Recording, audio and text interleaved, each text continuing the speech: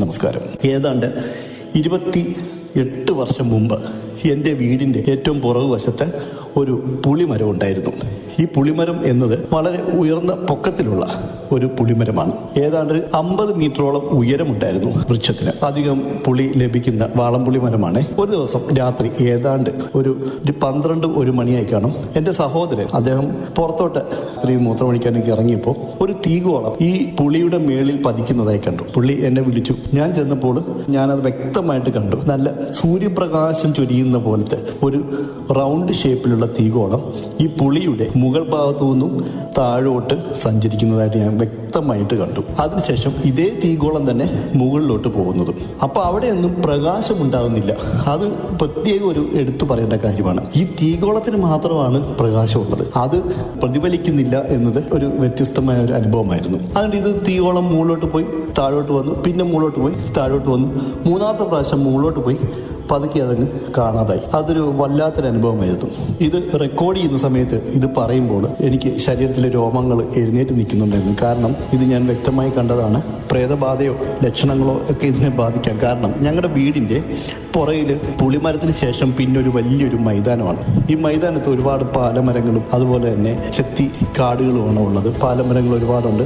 അപ്പോൾ അവിടെ കുട്ടികളാരും അധികം പോകാറില്ല. കാരണം അവിടേക്ക് നമ്മൾ പോയി കഴിഞ്ഞാൽ ഓടിക്കളിച്ച് കഴിഞ്ഞാൽ പകൽ നമ്മൾ ഓടിക്കളിച്ച് കഴിഞ്ഞാൽ രാത്രിയാകുമ്പോൾ നമുക്ക് പനിയും അതുപോലെ തന്നെ പ്രശ്നങ്ങളാകും. പനിയും തലവേദനയും ഇങ്ങനെ ഉണ്ടാക്കി ഡോക്ടറുടെയൊക്കെ കൊണ്ടുപോകേണ്ട അവസ്ഥ വരും. ഇത് കാരണം അമ്മമാരൊന്നും പരിസരങ്ങളിലുള്ള അമ്മമാരൊന്നും കുട്ടികളെ ഈ സ്ഥലത്ത് കളിക്കാൻ വിടത്തില്ല. വളരെ വിജനമായ ഒരു ഏരിയയാണ് കേട്ടോ. ഏകദേശം ഒരു 4-5 ഏക്കറോളം ഉണ്ടായിരുന്നു. അപ്പോൾ അവിടെ വിടത്തില്ല. ഞങ്ങളൊക്കെ ഈ അമ്മയുടെ കണ്ണ് വെട്ടിച്ചിട്ട് അവിടെ പോവും. അന്ന് വൈകിട്ട് ഞങ്ങൾക്ക് ഉറപ്പായിട്ടും ശരീരവേദനയും തലവേദനയും പനി അങ്ങനെയുള്ള പേടിച്ച് കണ്ടുള്ള ലക്ഷണങ്ങളൊക്കെ ഉണ്ടാകാറുണ്ടായിരുന്നു. ഞാൻ വ്യക്തമായിട്ട് ഓർക്കുന്നു. ഇതിന് ഒരു ശാസ്ത്രീയ എക്സ്പ്ലനേഷൻ തരാൻ ആർക്കും കഴിഞ്ഞിട്ടില്ല. ഞാൻ പലരോടും ചോദിച്ചു, ഇതിന് വ്യക്തമായൊരു ഉത്തരമില്ല. ഈ പറഞ്ഞ സംഭവത്തിന് വ്യക്തമായ ഉത്തരമില്ല. പിന്നെ ഈ കാടൊക്കെ ഇന്ന് വെട്ടിത്തെളിച്ച് അവിടെ ബിൽഡിങ്ങൊക്കെ പണിതു. പക്ഷെ ഇപ്പോഴും ആ ബിൽഡിങ്ങുകളിൽ താമസിക്കുന്നവർക്ക് മിക്കവാറും ഓരോരോ പ്രശ്നങ്ങളാണ്. എന്താണെന്ന് അവർക്ക് തന്നെ അറിയത്തില്ല. ഓരോ അസുഖങ്ങളാണ്. പലർക്കും വലിയ വലിയ ബുദ്ധിമുട്ടുകളൊക്കെ ഉണ്ടായിട്ടുണ്ട്. എന്തായാലും ഈ ഗോളാകൃതിയിലുള്ള മിന്നൽ ഇപ്പോഴും അജ്ഞാതമായി തുടരുകയാണ്.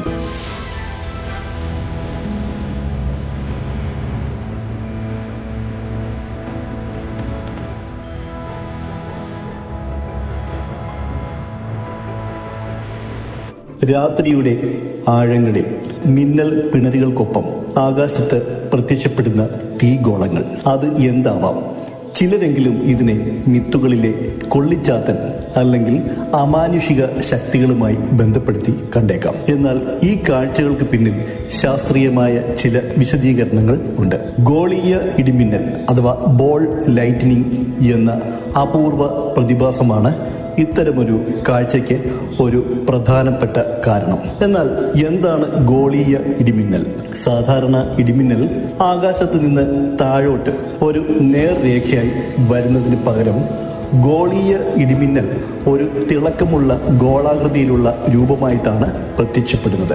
ഏതാനും സെന്റിമീറ്റർ മുതൽ ഏതാനും മീറ്റർ വരെ വ്യാസമുള്ള ഇവയ്ക്ക് ചുവപ്പ്, ഓറഞ്ച്, മഞ്ഞ, വെള്ള, നീല എന്നിങ്ങനെ പല നിറങ്ങൾ ഉണ്ടാകാം. ഇടിമിന്നലുള്ള സമയത്തോ അതിന് തൊട്ട് പിന്നാലെയോ ആണ് ഇവ മിക്കവാറും പ്രത്യക്ഷപ്പെടാറുള്ളത്. ഇതിന്റെ പ്രധാനപ്പെട്ട സവിശേഷതകൾ എന്താ നോക്കാം. ഈ ഗോളങ്ങൾ സാവധാനം നീങ്ങുന്നതായി കാണാം. ചിലപ്പോൾ നിശ്ചലമായി നിൽക്കുകയോ ചിലപ്പോൾ അപ്രതീക്ഷിതമായി ദിശ മാറുകയോ ചെയ്യാം. കാറ്റിന്റെ ദിശയെ ഇവ ആശ്രയിക്കാറില്ല. സാധാരണയായി ഏതാനും സെക്കൻഡുകൾ മുതൽ 1 മിനിറ്റ് വരെയാണ് ഇവ നിലനിൽക്കുക. ഇവ ശബ്ദമുണ്ടാക്കാതെ നിശബ്ദമായി അപ്രത്യക്ഷമാകുകയോ അല്ലെങ്കിൽ ചെറിയ സ്ഫോടനത്തോടെ ഇല്ലാതാകുകയും ചെയ്യും. ചിലപ്പോൾ ഈ ഗോളങ്ങൾക്കകത്ത് ചെറിയ ചലനങ്ങളോ തീപ്പൊരികളോ കാണാം.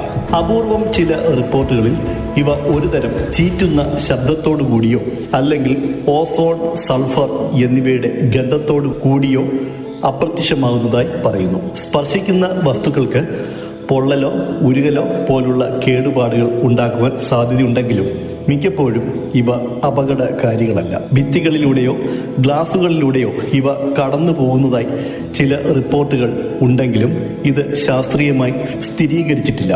ഗോളീയ ഇടിമിന്നലിന് ഇന്നും ശാസ്ത്രലോകത്തിന് ഒരു പൂർണ്ണമായ വിശദീകരണം നൽകാൻ കഴിഞ്ഞിട്ടില്ല. നിരവധി സിദ്ധാന്തങ്ങൾ നിലവിലുണ്ട്.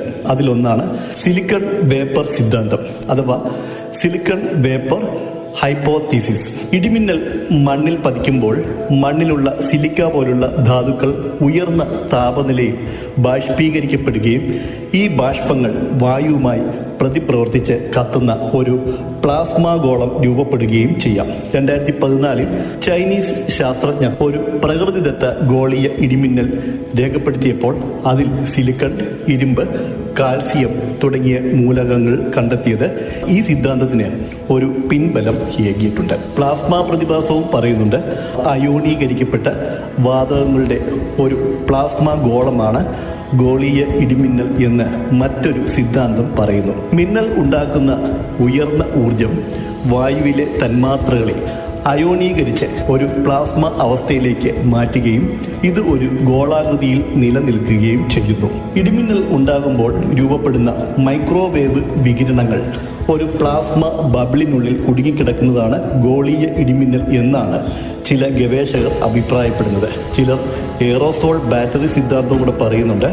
അന്തരീക്ഷത്തിലെ ചെറിയ കണികകൾ വൈദ്യുത ചാർജ് സ്വീകരിച്ച് ഒരുതരം ബാറ്ററി പോലെ പ്രവർത്തിക്കുകയും ഇത് പ്രകാശം പുറത്തുവിടുകയും ചെയ്യുന്നതാണ് ഗോളീയ ഇടിമിന്നൽ എന്ന് മറ്റൊരു സിദ്ധാന്തം പറയുന്നു. മസ്തിഷ്ക പ്രതികരണം അഥവാ മതിഭ്രമം, ഹലൂസിനേഷൻ, ചിലപ്പോൾ ശക്തമായ മിന്നലോ അതിൻ്റെ വൈദ്യുത കാന്തിക സ്വാധീനമോ മനുഷ്യന്റെ റെറ്റിനെയും തലച്ചോറിനെയും ബാധിക്കുകയും അതുവഴി ഒരു പ്രകാശഗോളം കണ്ടതായി തോന്നിക്കുകയും ചെയ്യുന്നതായി ചിലർ വാദിക്കുന്നുണ്ട്. കൊള്ളിച്ചാത്തനും മറ്റു കാഴ്ചകളും പറയാം. തീ പറക്കുന്ന ഗോളങ്ങൾ, കൊള്ളിച്ചാത്തൻ എന്നൊക്കെയുള്ള നാടോടി കഥകൾ പലപ്പോഴും വിശദീകരിക്കാനാവാത്ത പ്രതിഭാസങ്ങളുമായി ബന്ധപ്പെട്ടാണ് ഉണ്ടാകുന്നത്. ഗോളീയ ഇടിമിന്നൽ പോലെ ശാസ്ത്രീയമായി പൂർണ്ണമായി നിർവചിക്കാത്ത പ്രതിഭാസങ്ങളെ മനുഷ്യൻ തങ്ങളുടെ വിശ്വാസങ്ങളുമായും മിത്തുകളുമായും ബന്ധപ്പെടുത്തുന്നത് സ്വാഭാവികമാണ്.